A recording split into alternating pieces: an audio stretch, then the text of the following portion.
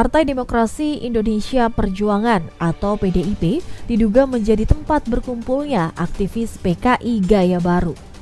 Mereka ini merasa terlindungi di partai berlambang moncong putih. PKI gaya baru ngumpulnya di PDIP, kata Putri Jenderal Ahmad Yani Amelia Yani di channel YouTube UI Watch berjudul "Apakah Presiden Soekarno Terlibat G30 SPKI?". Dengarkan kesaksian Amelia, Putri Jenderal Ahmad Yani ini. Amelia juga berbicara rekonsiliasi antara keluarga PKI dengan pahlawan revolusi.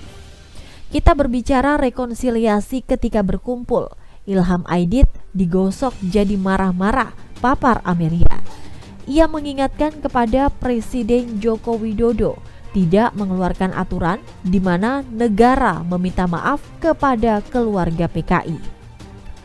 Pengikut PKI sampai hari ini masih ada, ungkapnya. Dia melanjutkan, bila pemerintah nekat untuk minta maaf, maka justru akan melukai kembali hati keluarga pahlawan revolusi, TNI, dan masyarakat Islam yang telah menjadi korban. Amelia merasa heran Soekarno yang waktu itu masih sebagai presiden tidak hadir dalam pemakaman pahlawan revolusi. Tanggal 5 Oktober 1965, ayah saya Ahmad Yani dikubur. Bung Karno tidak hadir, ungkapnya. Bung Karno berziarah ke makam Ahmad Yani, kata Amelia, setahun setelah penguburan pahlawan revolusi. Bung Karno baru 1 tahun kemudian nangis di kuburan bapak saya, jelasnya. Kata Amelia, Bung Karno juga tidak terlihat sedih setelah terjadi pembunuhan 6 jenderal dan berpidato pada 6 Oktober 1965 dan menyebut hanya tonggak kecil dalam perjalanan revolusi Indonesia.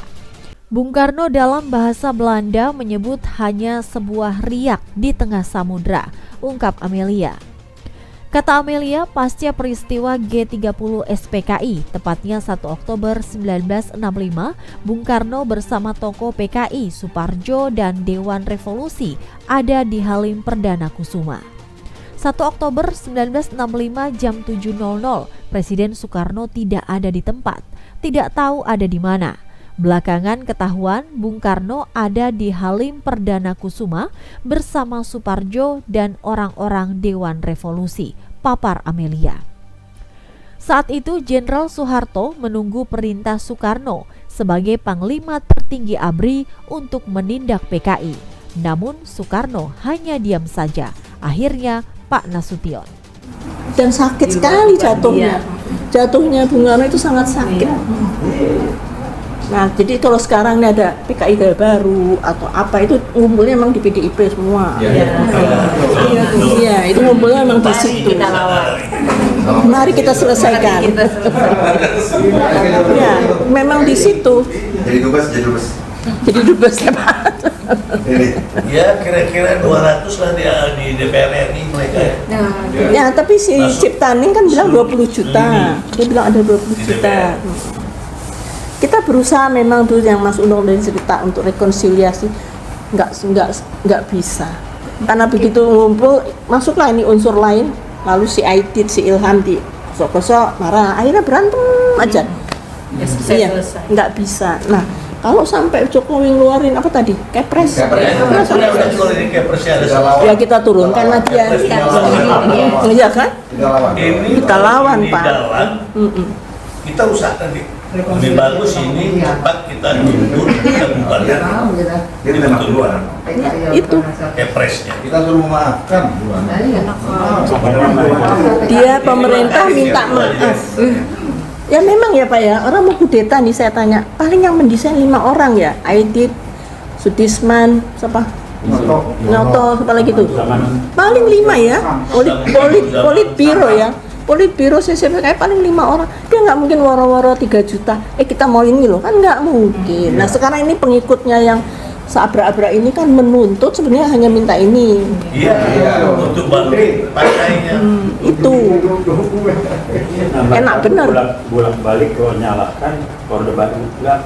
Iya, padahal Orde yang dukung PKI kan udah. Jadi Orde Baru itu, jadi gini Pak ya, orang tuh jahatnya gini, karena orang tahu era Pak Harto 32 tahun itu, tapi awal tahun 65 sampai tahun 74 mungkin Pak Harto itu masih bagus. Setelah itu kan kita booming minyak tuh tahun 70-an. Nah, anak-anaknya mulai gede, ini kroni, yang Rumuni itu kroni. Jadi sebetulnya Pak Harto tuh nggak ikut campur. Saya pernah nanya kok sama Pak Hendro Priyono, Pak, kalau saya bikin surat ke Pak Harto, itu suratnya kemana?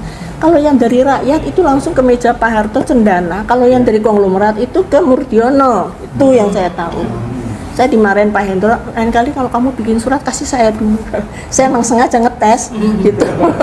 Saya kan di desa waktu itu ya. Ternyata surat saya itu sampai di mejanya beliau. Tapi surat dari konglomerat itu ke Pak Murdiono, Pak. Nah, Pak Harto itu kesalahannya satu, kroni itu. Ketika beliau lengser, nggak ada satupun di situ orang. Karena apa? Lari semua buat duit.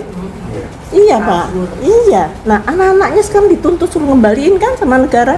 Si Tommy, Mbak Tutut semua. Tapi Pak Harto itu bersih memang. Karena yang jahat itu kroni namanya. Kalau sekarang kan apa namanya, oligarki. Nah, kalau dulu kroni. Sekarang lebih parah sekarang. Iya, sekarang sudah masuk sampai ke lini yang paling bawah ya. Sekarang nggak usah jauh-jauh. Lukas NMB main judi triliunan. Masa KPK mau nangkep dia takut ditembak OPM. Ya kan? Ada ibu dari dan punya anak kecil kali. Ibu siapa tuh? Iya, lucu kan? Bu P. Mau nangkep Lukas NMB kok takut? Takut sama siapa? OPM. Pakai anti peluru dong ya. Yang mau dikerahkan 1000 Brimob untuk ngambil dia. Maluin banget bangsanya sendiri, tidak bisa.